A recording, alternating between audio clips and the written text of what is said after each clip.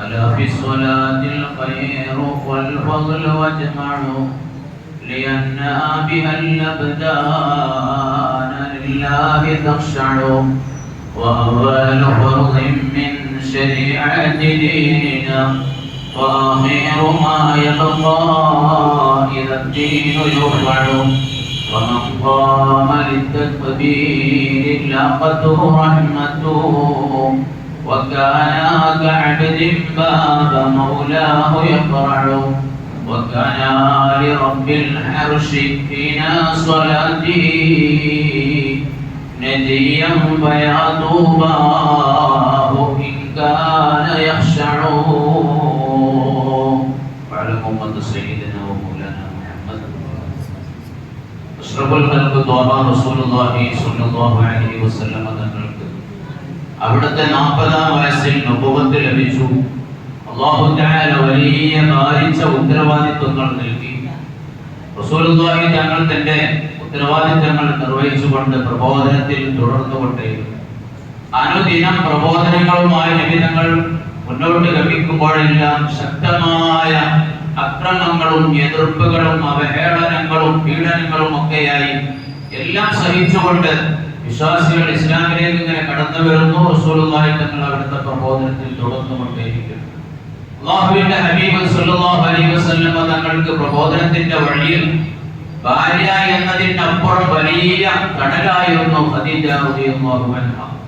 അതേപോലെ നബി സല്ലല്ലാഹു അലൈഹി വസല്ലം തങ്ങൾക്ക് വലിയ താങ്ങും തണലുമായ വലിയ സംരക്ഷകനായ എല്ലാ എതിർപ്പുകളും ശക്തമായ എതിർപ്പുകളൊക്കെ വരുമ്പോ എനിക്ക് മുന്നിലുണ്ടല്ലോ എന്ന ഒരു വിശ്വാസം പകർന്നിരുന്ന അബൂ ത്വാലിബ്.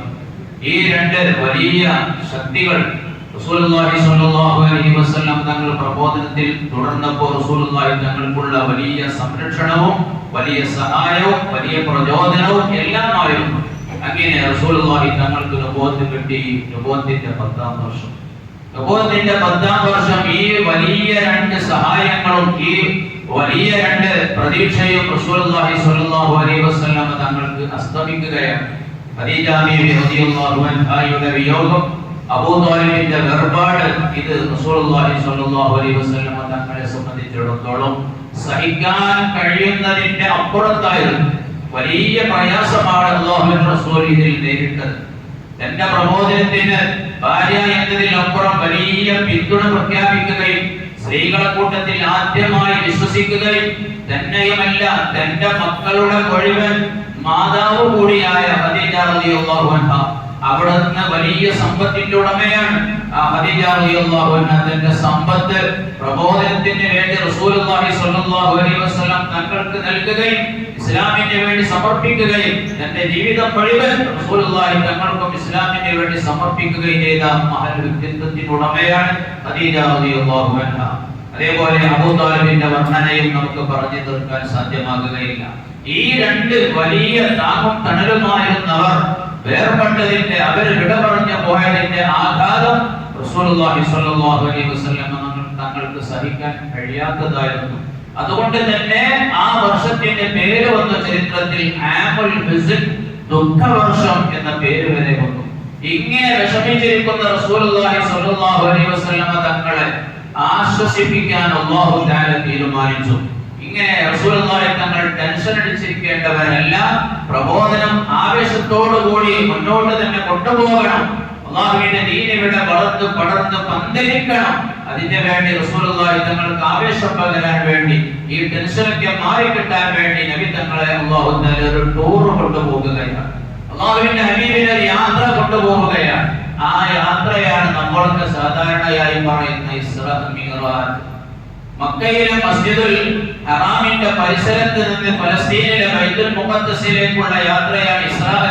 അവിടുന്ന് 7 ആകാശവും അതൊക്കെ പിന്നിട്ട് അല്ലാഹു തആല അനുവദിച്ച സ്ഥലങ്ങളിലൊക്കെ സഞ്ചരിച്ചു അല്ലാഹുവുമായുള്ള മുലാഖാത്ത് നടത്തി തിരിച്ചു വരികയാണ്. ഇതാണ് മിഅ്റാജ്. ഈ ഇസ്രാ മിഅ്റാജ് എന്ന ചരിത്രത്തിൽ തുല്യതയില്ലാത്ത, മറ്റൊരാൾക്കും സാധ്യമാകാത്ത ഇന്നത്തെ ലോകത്തിലുള്ള സംവിധാനങ്ങളോ സജ്ജീകരണങ്ങളോ സൗകര്യങ്ങളോ ഒന്നുമില്ലാത്ത, പോകട്ടെ ഒരു സൗകര്യങ്ങളും ഇല്ലാത്ത കാലഘട്ടത്തിൽ ഇത്ര അത്ഭുതകരമായ ഒരു യാത്ര സംഘടിപ്പിക്കുകയും ആ യാത്രയിൽ റസൂലുള്ളാഹി സ്വല്ലല്ലാഹു അലൈഹി വസല്ലം തങ്ങൾക്ക് ഒരുപാട് ദൃഷ്ടാന്തങ്ങളും അത്ഭുതങ്ങളും ഒക്കെ കാണിച്ചു കൊടുക്കുകയും പല ശിക്ഷകളുടെയൊക്കെ സാമ്പിളുകളൊക്കെ റസൂലുള്ളാഹി തങ്ങൾക്ക് അല്ലാഹു തആല മനസ്സിലാക്കി കൊടുക്കുകയും കാണിച്ചു കൊടുക്കുകയും ഒക്കെ ചെയ്തു. ചെറിയ യാത്രയാണെന്ന് നമുക്ക് തോന്നും, ഒരു രാത്രിയുടെ ഏതാനും നിമിഷങ്ങളെ കൊണ്ട്. അല്ല, ഇതിന്റെ തുല്യതയുള്ള യാത്ര ചരിത്രത്തിൽ ഇല്ല, അതിന് മുമ്പുമില്ല ശേഷവുമില്ല. അത്രക്ക് വലിയ സംഭവ ബഹുലമായ ഒരു യാത്രയായിരുന്നു അത്. റസൂലുള്ളാഹി തങ്ങളുടെ ടെൻഷൻ അല്ലാഹു തആല അകറ്റുകയാണ്. ഈ യാത്രയിൽ അല്ലാഹുവിനെ കണ്ടുമുട്ടി സമ്മാനമായി കൊണ്ട് അല്ലാഹു തആല നൽകിയ നിസ്കാരമാണ് നമ്മൾ ഇന്ന് നിസ്കരിക്കുന്ന 5 നേരത്തെ നിസ്കാരം. ഈ 5 നേരത്തെ നിസ്കാരം സമ്മാനവുമായി നൽകി അല്ലാഹുമായുള്ള മുനാജാത്തിന്റെ സമ്മാനം. അല്ലാഹുമായി അഭിമുഖീകരിച്ചു, അല്ലാഹുവിനെ കണ്ടു, മദീനയോളം അല്ലാഹുവിനെ കണ്ടു, അല്ലാഹുമായി സംവദിച്ചു. എല്ലാം കഴിഞ്ഞു. അല്ലാഹുമായുള്ള ഈ മുനാജാത്ത് കഴിഞ്ഞ് തിരിച്ചു വരുമ്പോ, മിഅ്റാജ് കഴിഞ്ഞ് തിരിച്ചു വരുമ്പോ കിട്ടിയ ഈ സമ്മാനം പിന്നീട് ജീവിതത്തിൽ തനിക്കും തന്റെ ഉമ്മത്തിനും അല്ലാഹു തആല ഫർളാക്കി തന്നു. തന്നെയുമല്ല, റസൂലുള്ളാഹി തങ്ങൾ അതിനു ശേഷം പിന്നീട് പ്രബോധനത്തിന്റെ വഴിയിൽ ദുർഘടമായ കടമ്പകൾ കടന്നുപോയിട്ടില്ലേ? ഉണ്ട്. നേരത്തെ കഴിഞ്ഞതിലും വലിയതൊക്കെയുണ്ട്, അവഹേളനങ്ങളും പീഡനങ്ങളും ഒക്കെയുണ്ട്. അപ്പോഴൊക്കെ പിന്നെ എന്തുകൊണ്ട് ഇസ്രാ മിഅ്റാജ് അല്ലാഹു തആല കൊടുത്തില്ല? വേണ്ട, ഇനിയൊരു ഇസ്രാ മിഅ്റാജിന്റെ ആവശ്യമില്ല.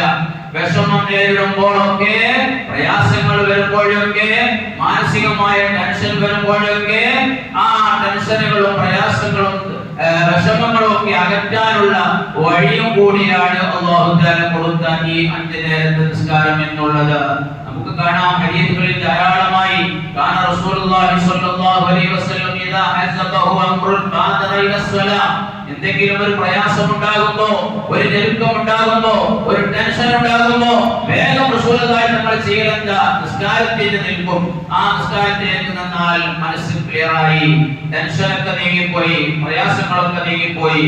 ബിലാൽ റളിയല്ലാഹു അൻഹുവിനോട് പറഞ്ഞില്ലേ റസൂലുള്ളാഹ്, യാ ബിലാൽ ഖും യാ ബിലാൽ അഖിമിസ് സ്വലാ അരിഹ്നാ ബിഹാ, ബിലാലെ എഴുന്നേറ്റ് ബാങ്ക് കൊടുക്കൂ, ബിലാലെ എഴുന്നേറ്റ് ഇഖാമത്ത് കൊടുക്കൂ, എന്നിട്ട് അരിഹ്നാ ബിഹാ, ആ നിസ്കാരം കൊണ്ട് നമ്മളെ ഒന്ന് ആശ്വസിപ്പിക്കൂ ബിലാലെ. ബിലാൽ റളിയല്ലാഹു അൻഹു ബാങ്ക് വിളിക്കുന്നു, ഇഖാമത്ത് കൊടുക്കുന്നു, അങ്ങനെ നിസ്കാരം ആരംഭിക്കുന്നു. നിസ്കാരം ആരംഭിച്ച പിന്നെ ആശ്വാസമായി. നിസ്കാരമാണ് മനുഷ്യന് വിഷമം തീർത്ത് ആശ്വാസം നൽകുന്നത് എന്ന് റസൂലുള്ളാഹി തങ്ങൾ അവിടുത്തെ പ്രവൃത്തിയിലൂടെയും അവിടുത്തെ ഹദീസിൽ പറഞ്ഞുകൊണ്ടും നമ്മെ ഉത്ബോധിപ്പിക്കുകയുണ്ടായി. പക്ഷേ നമ്മെ സംബന്ധിച്ചിടത്തോളം നിസ്കാരം എന്നത് വലിയൊരു പ്രയാസം പോലെയാണ് ഉമ്മത്തായ നമുക്കുള്ളത്. അല്ലാഹുവിന്റെ റസൂലിന് പ്രശ്നം തീരാനും പ്രയാസം നീങ്ങാനും മനസ്സ് ക്ലിയറാവാനും ഒക്കെയാണ് ഇത് എന്ന് റസൂൽ പറയുകയും നമുക്ക് കാണിച്ചു തരികയും ചെയ്തു. പക്ഷേ നമുക്ക് ടെൻഷൻ ഉണ്ടായാൽ പിന്നെ നിസ്കാരമില്ല, വിഷമങ്ങൾ ഉണ്ടെങ്കിൽ നിസ്കാരമില്ല, എന്തെങ്കിലും ചെറിയ രോഗങ്ങൾ ഉണ്ടായാൽ പിന്നീട് നിസ്കാരമില്ല, എല്ലാം മാറ്റി വെക്കുന്നു. നേരെ വിരുദ്ധമാണ് നമ്മുടെ പ്രവർത്തനങ്ങൾ. അല്ല, ഒരിക്കലും അത് പാടില്ല. സന്തോഷത്തോടുകൂടി മനസ്സ് ക്ലിയർ ആയിക്കൊണ്ട് സന്തോഷത്തോടുകൂടി പരിപൂർണമായ ശുദ്ധി വരുത്തി അല്ലാഹുവിന്റെ മുമ്പിലേക്ക് നാം നിൽക്കുമ്പോ നമ്മുടെ ഈ നിസ്കാരം നമുക്കുള്ള മിഅ്റാജാണ്, ഉമ്മത്തിനുള്ള മിഅ്റാജാണ് 5 നേരത്തെ നിസ്കാരം. അസ്സലാത്തു മിഅ്റാജുൽ അബ്ദി ഇലാ റബ്ബിഹി തആല. 5 നേരത്തെ നിസ്കാരവും മറ്റു സുന്നത്ത് നിസ്കാരങ്ങളും ഒക്കെ മനുഷ്യന്റെ റബ്ബിലേക്ക് കയറാനുള്ള, റബ്ബിലേക്ക് ഉയരാനുള്ള, റബ്ബിന്റെ ഉന്നത സ്ഥാനങ്ങൾ കീഴടക്കാനുള്ള അല്ലാഹു തആല തന്ന മിഅ്റാജാണ് 5 നേരത്തെ നിസ്കാരം എന്നത് മനുഷ്യൻ മനസ്സിലാക്കാതെ പോയിരിക്കുന്നു. ആശ്വാസം കണ്ടെത്തേണ്ട ഇടമാണ്. എന്തുകൊണ്ട്? മുനാജാത്തുൽ അബ്ദി ലിറബ്ബിഹി, അസ്സലാത്തു മുനാജാത്തുൽ അബ്ദി ലിറബ്ബിഹി. 5 നേരത്തെ നിസ്കാരമാണെങ്കിലും സുന്നത്ത് നിസ്കാരമാണെങ്കിലും ഒക്കെ അതെല്ലാം അടിമക്ക് തന്റെ ഉടമയുമായുള്ള അഭിമുഖ സംഭാഷണമാണ് 5 നേരത്തെ നിസ്കാരങ്ങളൊക്കെ ഉള്ളത്, എല്ലാ നിസ്കാരങ്ങളും. ഈ സംഭാഷണത്തിൽ നമുക്ക് റാഹത്ത് വരുന്നില്ലെങ്കിൽ പിന്നെ എവിടെയാണ് നമുക്ക് റാഹത്ത് ഉണ്ടാവേണ്ടത്? നിസ്കാരത്തിലേക്ക് തന്നെ ശ്രദ്ധ കേന്ദ്രീകരിച്ചുകൊണ്ടുള്ള ആ ഒരു മനസ്സ് ക്ലിയർ ആയിക്കൊണ്ടുള്ള നിസ്കാരം അങ്ങ് നിസ്കരിക്കുമ്പോൾ അപ്പോഴേ നിസ്കാരത്തിന്റെ ലദ്ദത്ത് നമുക്ക്, അതിന്റെ ആസ്വാദനം നമുക്ക് ഉണ്ടാക്കാൻ കഴിയുകയുള്ളൂ. അതുകൊണ്ട് അങ്ങനെയുള്ള നിസ്കാരങ്ങളിലൂടെ നമ്മുടെ പ്രയാസങ്ങൾ നീങ്ങി പോകുകയും ചെയ്യുകയുള്ളൂ. ആ നിസ്കാരമാണ് നമുക്ക് ഉണ്ടാവേണ്ടത്. അതെല്ലാം ഉൾക്കൊള്ളുന്ന പദ്യമാണ് തുടക്കത്തിൽ ഞാൻ ചൊല്ലിയത്. അറിയണേ, നിസ്കാരത്തിലാണ് എല്ലാ ഖൈറും എല്ലാ നന്മയും ഉള്ളത്. കാരണം മനുഷ്യൻ തന്റെ ശരീരമാസകലം കൊണ്ട് സൃഷ്ടാവായ റബ്ബിനെ വണങ്ങുകയാണ്. മറ്റൊരു സൃഷ്ടിയുടെ മുന്നിൽ അവൻ കുനിയുന്നില്ല. തന്റെ ശ്രേഷ്ഠമായ മുഖം, തന്റെ നെറ്റിത്തടം, തന്റെ മൂക്ക് മണ്ണിൽ കുത്താൻ, നിലത്ത് കുത്താൻ ഒരു സൃഷ്ടിക്ക് മുമ്പിലും മനുഷ്യൻ തയ്യാറല്ല. സൃഷ്ടാവായ റബ്ബിന് വേണ്ടി ഇത് അവൻ നിലത്ത് വെച്ചുകൊണ്ട് തന്റെ ശരീരം മുഴുവൻ ചലിപ്പിച്ചുകൊണ്ട് റബ്ബിന് വേണ്ടി വിനയം പ്രകടിപ്പിക്കുകയാണ്, വിനയം കാണിക്കുകയാണ്. നമ്മുടെ ദീനിന്റെ ശരീരത്തെ നിയമങ്ങളിൽ പെട്ട ആദ്യ ഫർദ് കൂടിയാണ്. ഉയർത്തപ്പെട്ടു പോകുമ്പോ അവസാനമായി ശേഷിക്കുന്ന കർമ്മവും 5 നേരത്തെ നിസ്കാരമാണ്. വിശ്വാസികളിൽ അവസാനമായി ഉണ്ടാകുന്ന ഒരൊറ്റ കാര്യം നിസ്കാരം എന്നതായിരിക്കും. അതുകൊണ്ട്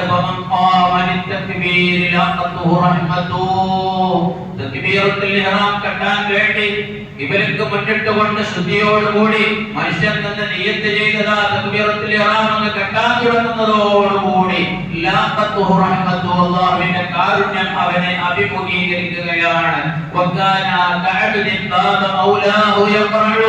യജമാനന്റെ കവാടത്തികൾ ചെന്നുകൊണ്ട് ഒട്ടിയാലിക്കുന്ന അടിമയെ പോലെയാണ് ഒരു മനുഷ്യൻ റബ്ബിന്റെ മുന്നിൽ 5 നേരത്തെ നിസ്കാരത്തിന് തക്ബീറത്തുൽ ഇഹ്റാം കെട്ടലുകൊണ്ട്.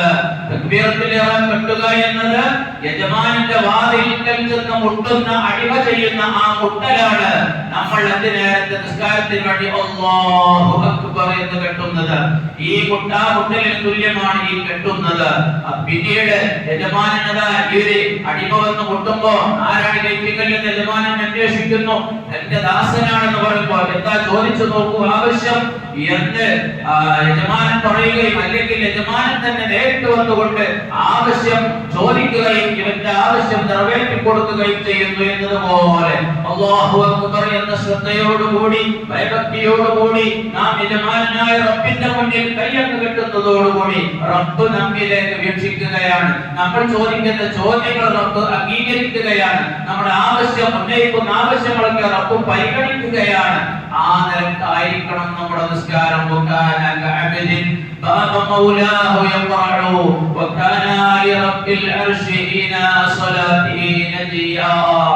നിസ്കാര സമയത്ത് മനുഷ്യൻ തന്റെ റബ്ബുമായി മുനാജാത്ത് നടത്തുന്നവനാണ്. ഈ നിലക്ക് പവർ ഉള്ളതാണ് നമ്മുടെ നിസ്കാരമെങ്കിൽ അതൊരു ഭക്തി കൂടി ഉള്ളതാണെങ്കിൽ എത്ര മനോഹരമായ നിസ്കാരം, ഒരു ശ്രദ്ധ ഉള്ളതാണെങ്കിൽ, ഹൃദയസാന്നിധ്യം കൂടി ഉള്ളതാണെങ്കിൽ ഈ നിസ്കാരം എത്ര മനോഹരമായ അമലാണ്, എത്ര ശ്രേഷ്ഠമായ അമലാണ്. അല്ലാഹു കബൂലാക്കുമാറാവട്ടെ. ഞാൻ ദുഃഖിപ്പിക്കുന്നില്ല. നരകത്തിൽ പ്രവേശിപ്പിക്കപ്പെട്ട ആളുകളോട് എന്തുകൊണ്ടാണോ എന്തുകൊണ്ടാണ് നിങ്ങൾ നരകത്തിൽ കടക്കാൻ കാരണമായതെന്ന് ചോദിക്കുമ്പോ അവർ ഫസ്റ്റ് പറയുന്ന മറുപടി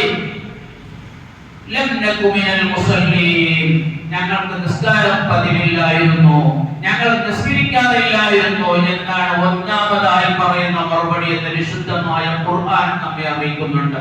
ഈ ഒരു നേരത്തെ നിസ്കാരം, 5 നേരത്തെ നിസ്കാരം, ഇതിന്റെ പവർ എത്രയാണെന്ന് നമുക്ക് ബോധ്യപ്പെടൽ നാം ഒറ്റപ്പെടുന്ന 6 അടി മണ്ണിനടിയിലായിരിക്കുമ്പോഴാണെന്ന് സയ്യിദുനാ റസൂലുള്ളാഹി സ്വല്ലല്ലാഹു അലൈഹി വസല്ലം തങ്ങൾ പറഞ്ഞു. ഒരിക്കൽ റസൂലുള്ളാഹി തങ്ങളുടെ സഹാബത്തിന്റെ കൂടെ നടന്നു പോകുമ്പോൾ അതാ ഒരു മുസ്ലിമായ സഹോദരന്റെ ഖബറിന്റെ അടുത്തുകൂടെ പോവുകയാണ്. അല്ലാഹുവിന്റെ ഹബീബ് ചോദിച്ചു, മൻ സാഹിബു ഹാദൽ ഖബർ, ഈ ഖബറിലുള്ള മനുഷ്യൻ ആരാണ്? ആ നേരത്തെ സഹാബത്ത് പറഞ്ഞിരിക്കുകയെ അത് നമ്മുടെ കൂട്ടത്തിൽപ്പെട്ട ഇന്ന ആളായിരുന്നു എന്ന്. അല്ലാഹുവിന്റെ റസൂൽ നേരത്തെ പറഞ്ഞു റകഅതാനി അഹബ്ബു ഇലൈഹി മിൻ ബഖിയത്തി ദുനിയാകും. അയാൾക്ക് ഇപ്പോ ആവശ്യം 2 റക്അത്ത് നിസ്കാരമാണ്. നിങ്ങളുടെ ദുനിയാവിൽ നിന്ന് ഇനി ഈ ദുനിയാവ് എത്ര കാലം ബാക്കിയുണ്ടോ അതെല്ലാം ലഭിക്കുന്നതിനേക്കാൾ അയാൾക്ക് ഖൈറായ കാര്യം അയാൾ ദുനിയാവിൽ നിന്ന് 2 റക്അത്ത് നിസ്കരിച്ചിരുന്നെങ്കിൽ അത് കിട്ടലായിരിക്കും. അതാണ് ഈ സമയത്ത്, ഈ ഖബറിലായിരിക്കുന്ന സമയത്ത് അയാളിലേക്ക് ഏറ്റവും പ്രിയങ്കരമായിട്ടുണ്ടാവുക എന്ന് സയ്യിദുനാ റസൂലുള്ളാഹി സ്വല്ലല്ലാഹു അലൈഹി വസല്ലം തങ്ങൾ പറഞ്ഞു. അത് ആ ഒരു സഹാബിക്ക് മാത്രമല്ല, മനുഷ്യരായ വിശ്വാസികളായ നമുക്ക് ഓരോരുത്തർക്കും നമ്മൾ 6 അടി മണ്ണിനടിയിലാകുമ്പോ അവിടെ കർമ്മങ്ങളാണ് നമുക്ക് രക്ഷക്കുള്ളത്. നമ്മൾ എത്ര കണ്ട് കർമ്മങ്ങൾ അനുകരിപ്പിച്ചിട്ടുണ്ടോ ആ കർമ്മങ്ങളാണ് നമുക്ക് ഈനാസായിക്കൊണ്ട് ഖിയാമത്ത് നാൾ വരെ നമുക്ക് നേരം പോക്കായിക്കൊണ്ട് അവിടെ ഉണ്ടാകുക എന്ന് ഒരുപാട് ഹദീസുകളിലൂടെ ഹബീബുനാ റസൂലുള്ളാഹി സ്വല്ലല്ലാഹു അലൈഹി വസല്ലം തങ്ങൾ നമ്മെ പഠിപ്പിച്ചതാണ്. അതുകൊണ്ട് പ്രിയമുള്ളവരെ, ആവുന്ന കാലത്ത് ആവുന്നത്രയും നമ്മൾ ആവേശത്തോടു കൂടെ ഇബാദത്ത് നിർവഹിച്ചാൽ നമുക്ക് തന്നെ സന്തോഷിക്കാം. വഅലൈസ ലിൽ ഇൻസാനി ഇല്ലാ മാ സഅ. എന്തെന്ന് പറയാൻ മനുഷ്യന് അവൻ ചെയ്തതല്ലാതെ ഒന്നും ഉണ്ടാവുകയില്ല. അതേ സമയത്ത് നമ്മളൊക്കെ മരിച്ച് മറ്റുള്ളവരൊക്കെ നമുക്ക് വേണ്ടി പ്രാർത്ഥിക്കും, നമുക്ക് വേണ്ടി പൊറുക്കലിനെ തേടും, നമുക്ക് വേണ്ടി ഖുർആൻ ഓതി ഹദിയ ചെയ്യും, ദിക്ർ ചൊല്ലി ഹദിയ ചെയ്യും, നമ്മുടെ പരലോക ഗുണത്തിന് വേണ്ടി പ്രാർത്ഥിക്കും. അതിന്റെയൊക്കെ ഫലങ്ങൾ നമുക്ക് കിട്ടും. പക്ഷേ അതൊന്നും എന്റേതെന്ന് പറയാൻ എനിക്ക് കഴിയില്ല. എന്റേതെന്ന് പറയണമെങ്കിൽ ഞാൻ ആത്മാർത്ഥമായി ചെയ്ത അമലുകൾ എന്റെ കൂടെ ഉണ്ടാകണം. നമ്മൾ ഇവിടെ നിന്ന് വിട പറഞ്ഞു പോകും. അത് എപ്പോഴാണ് നമുക്ക് ആർക്കും ഒരു നിശ്ചയവുമില്ല. ചെറിയൊരു സൂചന പോലും നമുക്ക് ആർക്കുമില്ല, ഒരു മനുഷ്യനുമില്ല. ആ മരണം അങ്ങ് കഴിഞ്ഞാൽ പിന്നീട് നമ്മെ ഇവിടെ ആർക്കും ആവശ്യവുമില്ല. ഉടനെ നമ്മയൊക്കെ ഇവിടുന്ന് കൊണ്ടുപോകണം, വേഗം കൊണ്ടുപോകണം. അതിന്റെ നിയമം അത് തന്നെയാണ്. ഒരാൾ മരിച്ചാൽ പിന്നെ ഇവിടെ വെച്ചേക്കാൻ പാടില്ല. വേഗത്തിൽ അയാളുടെ അന്ത്യക്രിയകളൊക്കെ നിർവഹിച്ച് അയാളെ വേഗം യാത്രയാക്കണം എന്നാണ്. എന്നാൽ നമ്മളൊന്ന് ആലോചിച്ച് നോക്കുക. ഒരു നാട്ടിൽ, നമ്മുടെ നാട്ടിൽ മരണം നടന്നു 10:30 മണിക്ക് ആണ് മയ്യിത്ത് നിസ്കാരം പറഞ്ഞത്. 10:30 മണിക്ക് ആളുകളൊക്കെ വന്ന് പള്ളിയിൽ കൂടി. 10:30 മണി എന്ന സമയമാകുകയാണ്. 1 മിനിറ്റ് ബാക്കിയുണ്ട് 10:30 മണിയാകാൻ. 29 എപ്പോഴേക്ക് ആയില്ലേ, തുടങ്ങില്ലേ, ആയില്ലേ. എന്തായാലും നമ്മെ ഇനി 1 മിനിറ്റ് പോലും ഇവിടെ ബന്ധിപ്പിക്കാൻ ഈ കൂടിയ ഒരാളും ഇഷ്ടപ്പെടുന്നില്ല. 10 കഴിഞ്ഞാൽ എല്ലാവരും പറയും വാച്ചിലേക്ക് നോക്കാൻ. എല്ലാവരും വാച്ചിലേക്ക് നോക്കാൻ, ക്ലോക്കിലേക്ക് നോക്കാൻ. സമയമായല്ലോ, എന്താ തുടങ്ങാത്ത, സമയമായല്ലോ, എന്താ തുടങ്ങാത്ത. നമ്മൾ ഇനി ഇവിടെ ആവശ്യമില്ല. വേഗം ഈ നിസ്കാരം നിർവഹിച്ച് ഓരോരുത്തർക്കും പോകണം. പിന്നെ നമ്മെ അവർക്ക് മറക്കാണ്. ആരുണ്ട് നമുക്ക്? ആരുമില്ല. നമുക്ക് നമ്മൾ ചെയ്തത് വല്ലതും ഉണ്ടെങ്കിൽ അത് നമ്മുടെ ഖബറിലുണ്ട്, മഹ്ശറിലുണ്ട്. നമ്മുടെ ഓരോ കടമ്പകളിലും നമ്മെ സഹായിക്കാൻ, നമ്മെ മുന്നോട്ട് നയിക്കാൻ അത് ഉണ്ടായിരിക്കുമെന്ന് എന്റെ നഫ്സിനോട് ഞാൻ ഓർമ്മപ്പെടുത്തുകയാണ്. കൂട്ടത്തിൽ നിങ്ങളെയും ഓർമ്മപ്പെടുത്തുകയാണ്. അതുകൊണ്ട് പ്രിയമുള്ളവരെ, ഞാൻ നിർത്തുന്നു. റജബ് മാസത്തിലാണ് നമ്മളുള്ളത്. നാം ഉൾക്കൊള്ളുന്ന റജബ് മാസം ബർക്കത്തിന്റെ അങ്ങേയറ്റം ബർക്കത്തിന്റെ മാസം ഇത് അവസാനിക്കുകയാണ്. ഇനിയും വരുന്ന മാസവും ബർക്കത്തിന്റെ മാസം തന്നെയാണ്. റജബ് 27-നാണ്, 27-ാം രാവിനാണ് നേരത്തെ ഞാൻ സൂചിപ്പിച്ച ഇസ്രാ മിഅ്റാജ് റസൂലുള്ളാഹി സ്വല്ലല്ലാഹു അലൈഹി വസല്ലം തങ്ങൾക്കുണ്ടായത്. അത് നേരത്തെ സൂചിപ്പിച്ചതുപോലെ നിസ്കാരത്തിന്റെ വാർഷിക ദിവസം കൂടിയായ റജബ് 27-ാം രാവ്, 27-ന്റെ പകലും വളരെ പുണ്യമുള്ളതാണ്. ആ രാവിൽ നാം പ്രാർത്ഥന കൊണ്ട് മുഴുകുക, നാം അല്ലാഹുവിനോട് പ്രാർത്ഥന നടത്തുക. പിറ്റേ പകലിൽ നാം നോമ്പെടുക്കുക. ഇന്ന് ഖുതുബയിൽ നിങ്ങൾ ഹദീസ് കേട്ടു, മൻ സാമ യൗമ 27 മിൻ റജബ് കതബല്ലാഹു ലഹു 60 ശഹറ. റജബ് 27-ന് ആരെങ്കിലും നോമ്പെടുത്താൽ 60 മാസക്കാലത്തെ നോമ്പിന്റെ പുണ്യം അല്ലാഹു അവന് എഴുതി കണക്കാക്കുമെന്ന് ബുഖാരി ഇമാം ഈ ഹദീസ് ഇതിന്റെ ഗ്രന്ഥത്തിൽ രേഖപ്പെടുത്തിയിട്ടുണ്ട്. മറ്റു പല മഹത്തുക്കളും അവരുടെ ഗ്രന്ഥങ്ങളിൽ രേഖപ്പെടുത്തിയിട്ടുണ്ട്. അല്ലാഹു തആല നമുക്ക് അതിനെല്ലാം തൗഫീഖ് പ്രദാനം ചെയ്യട്ടെ. അർഹമർ റഹീമീനായ റബ്ബേ, ഞങ്ങളെല്ലാ അമലും നീ കബൂലാക്കണേ അല്ലാഹ്. അല്ലാഹുവേ, നീ സ്വീകരിക്കണേ അല്ലാഹ്. ജീവിതത്തിൽ വന്നുപോയ പാകപ്പിഴവുകളൊക്കെ ഞങ്ങൾക്ക് നീ അഫ്വ തരണേ അല്ലാഹ്, ഇപ്പോൾ തരണേ അല്ലാഹ്. അല്ലാഹുവേ, ഞങ്ങളുടെ ജീവിതത്തിൽ വന്നുപോയ തെറ്റുകുറ്റങ്ങൾ കാരണമായി ഞങ്ങൾ ചെയ്ത ഒരു അമലും നീ തള്ളിക്കളയല്ല അല്ലാഹ്. അല്ലാഹുവേ, ശേഷിക്കുന്ന കാലം അത്രയും സ്വാലിഹായ അമലുകൾ ധാരാളമായി ചെയ്യാൻ ഞങ്ങൾക്കൊക്കെ നീ തൗഫീഖ് പ്രദാനം ചെയ്യണേ അല്ലാഹ്. മരിക്കുന്ന നേരത്തെ നീ കാമിലായ ഈമാൻ തരണേ അല്ലാഹ്. കുടുംബത്തിൽ എല്ലാവർക്കും കാമിലായ ഈമാൻ നൽകണേ അല്ലാഹ്. പടച്ചോനെ, ഞങ്ങളൊക്കെ മരിച്ചുപോയ മണം മറഞ്ഞു പോയ ഉപ്പമാരും ഉമ്മമാരും മറ്റു ബന്ധപ്പെട്ട പലരുമുണ്ട്. അല്ലാഹുവേ, അവരുടെ ഖബറിനെ പ്രകാശിപ്പിക്കണേ അല്ലാഹ്. സന്തോഷത്തിൽ റാഹത്തിലുമാക്കണേ അല്ലാഹ്. അവരുടെ കൂടെ സ്വർഗ്ഗത്തിൽ ഞങ്ങളെ നീ ഒരുമിപ്പിക്കണേ അല്ലാഹ്. റബ്ബനാ തഖബ്ബൽ മിന്നാ ഇന്നക അൻതസ് സമീഉൽ അലീം വതുബ് അലൈനാ ഇന്നക അൻതത് തവ്വാബുർ റഹീം ബിറഹ്മതിക യാ അർഹം